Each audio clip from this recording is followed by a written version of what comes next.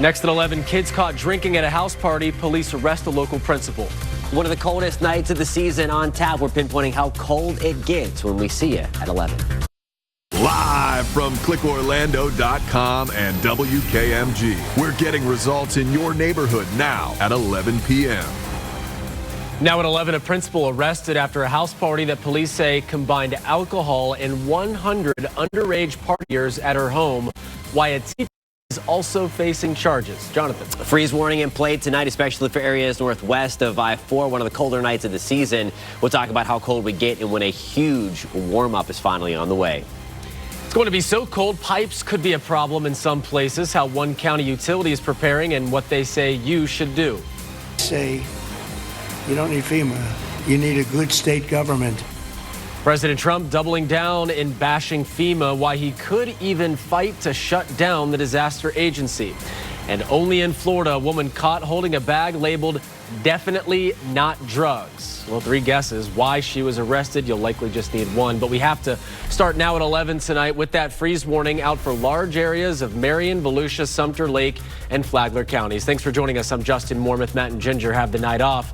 Bundle up and listen up to meteorologist Jonathan Kegas breaking down what you need to know. Yeah, in addition to that freeze warning, and that's mainly, again, for the plants and the pipes, we also have this cold weather advisory, and that's mainly for us humans and pets. It's with the wind factored in as well, when temperatures feel like the 20s and 30s, and that's what we'll be waking up to tomorrow. That's really everywhere along into the southeast of I-4. For the wind to also play a factor tonight. Now, where the temperatures are falling the fastest, it's where the winds are the calmest, and that's going to be, again, northwest of I-4, where we do have that freeze warning in play. We're close to that freezing mark right now in Ocala. We're at 36 in Denellen, 41 in the Villages. We have slipped now to 39 degrees in Orlando. We just dropped 6 degrees that hour. Again, a sign that the wind has calmed down. You really need that wind to go calm for the temperatures to plummet. You also need the skies to be on the clear side. Just a few passing clouds out there, but the clear skies that most of us see overnight going to give way to a whole lot of sunshine tomorrow, and tomorrow is really the transition day out of this deep freeze. We're at 37 by 7 o'clock. It's going to feel colder than that, but then look at that by 1. We're pushing 60 and beyond. We're going to pinpoint that warm-up, Justin, coming up at about 11:17. Sounds good to you then, Jonathan. Our blast of cold weather has been especially jarring for people in Marion County. They're once again facing below freezing temps overnight.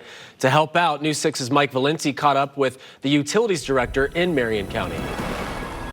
And this winter weather, of course, can have a big impact on your energy bill. And with more cold nights ahead, we asked an AC expert how to really get the most out of your heating system for less. One key, don't bump up the heat more than 2 degrees at a time.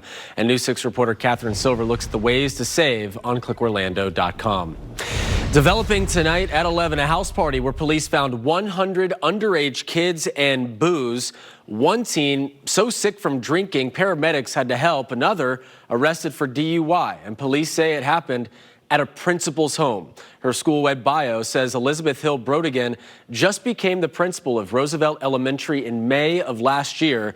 Tonight, she is off the job and under arrest, and so is a teacher over a party on Country Club Road, just about a mile from their school. News 6 reporter Stephanie Rodriguez is in Cocoa Beach.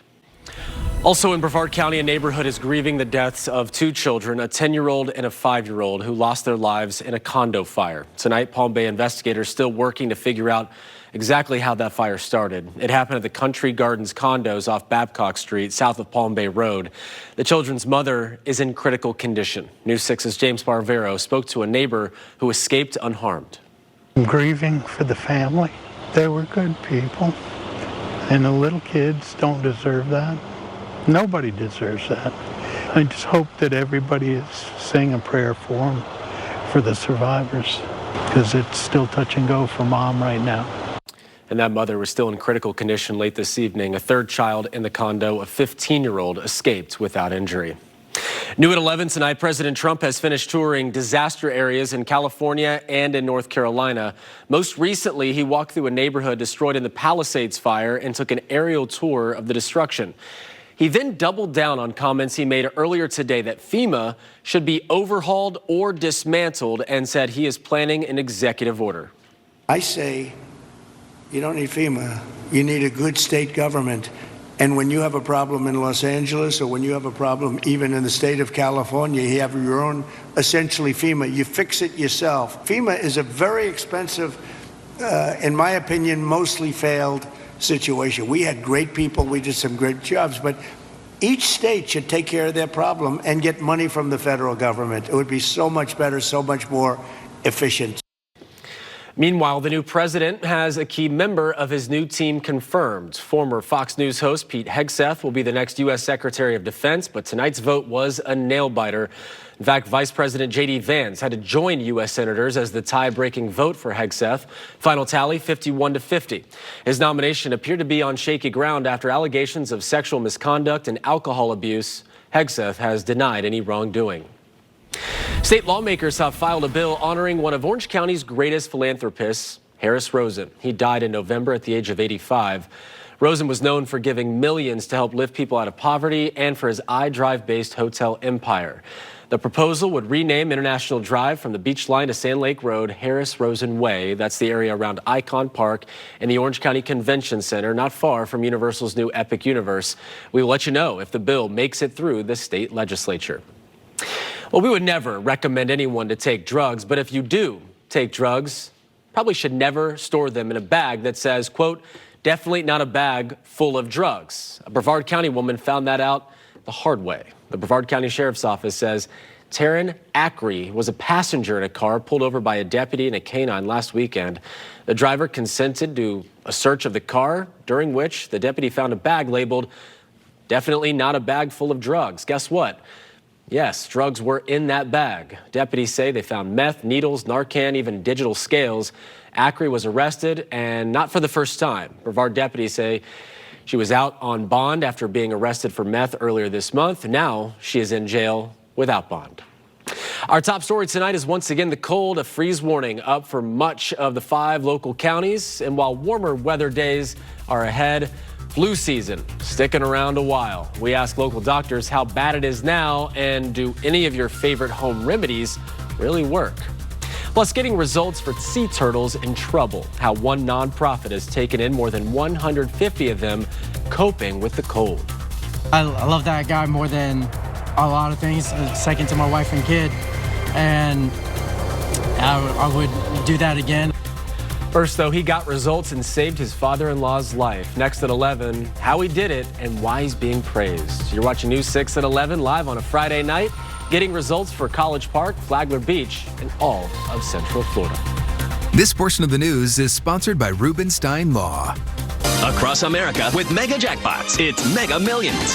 What's up, America? I'm John Crow. It is Friday, January 24th, and tonight's Mega Millions jackpot is an estimated annuitized $28 million. To win that jackpot, you must match these 5 white balls plus that gold mega ball.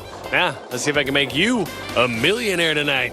Our first winning number tonight is 52, followed by 8. Up next, we have 12. Your next number is 43, and your final white ball number for this Friday evening is 62. Now for the mega ball number, that is 18. Again, tonight's winning numbers are 52, 8, 12, 43, 62, and the gold mega ball is 18. Now, if no matches all 6 numbers, Tuesday's jackpot could be $44 million. Good luck, have a great weekend, and play on, America. No matter what's happening where you live, trust Sky 6 to get you the bigger picture. Exclusively sponsored by attorney Dan Newland. A Sanford man is being honored for saving his father-in-law who was having a heart attack. Great story here. This happened back in September when Randy Youngblood had a heart attack in his home while his family gathered for a funeral. That's when they say his son-in-law, Mason Brown, performed CPR, keeping him alive until first responders could get there for nearly half an hour. Today, that son-in-law received a Citizen Life-Saving Award from Seminole County. So God was staring down at him that day. Mason was there. I mean, this couldn't have gone any better. What I did, I feel like maybe just like everybody else, as these gentlemen and ladies are, it's something you just do. You come to a situation and you just do your best. And I love that guy more than a lot of things, second to my wife and kid. And I would do that again. I would spend 30 more minutes if I had to. Wow, truly a great example of getting results. While the current cold snap will be in the rearview mirror by the end of the weekend, cold and flu season is sticking around. A lot of people have home remedies, right? So News 6 reporter Jarrell Baker spoke with doctors to find out which ones could really work. Boy, I could use some chicken noodle right now. Well, this week's unusual cold snap has left some turtles in trouble. A nonprofit is caring for more than 150 turtles that have been stunned by the cold that hit the state this week. They're in the care of the Gulf World Marine Institute. That's in Panama City. Of course, it snowed there. Staff and volunteers trying to get them into warmer waters following the unusual temperature drops in Florida this week. In order to prevent shock, the turtles can only be warmed up by 3 to 5 degrees each day. Takes them a while to thaw out.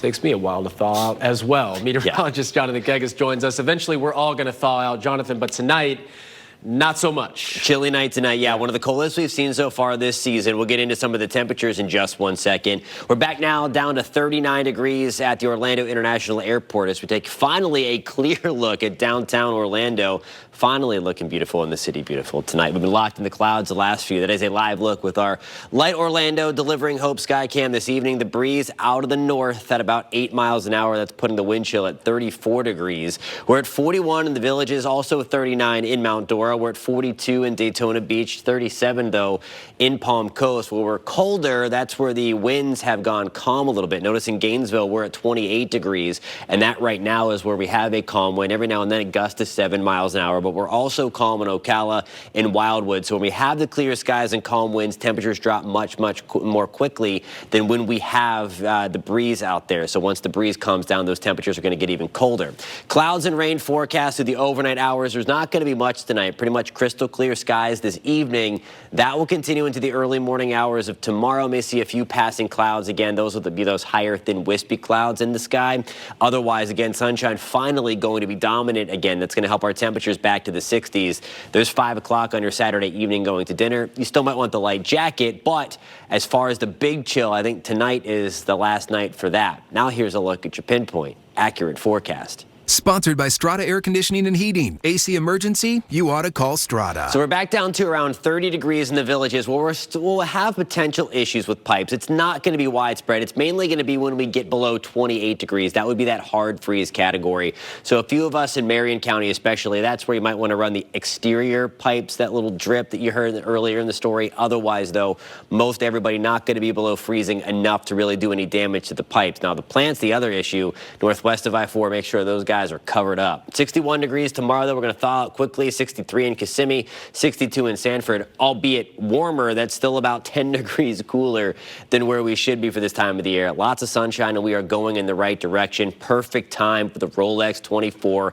It's still going to be chilly. Saw a bunch of video from this afternoon. Everyone has their campfires out. Looks pretty cool and fun there. But cool as you get into Saturday night, into Sunday morning, but certainly much better than where we've been. Pushing 60 tomorrow afternoon, touch breezy. We're at 62 on Sunday for the awesome spectacle that is the Rolex 24. We're at 62 tomorrow again, pushing 70 on Sunday, low to mid 70s on Monday, and here we go. Overnight low temperatures next week are going to be a few degrees warmer than our high temperatures just a few days ago. We're pushing 80 degrees, Justin, by Thursday.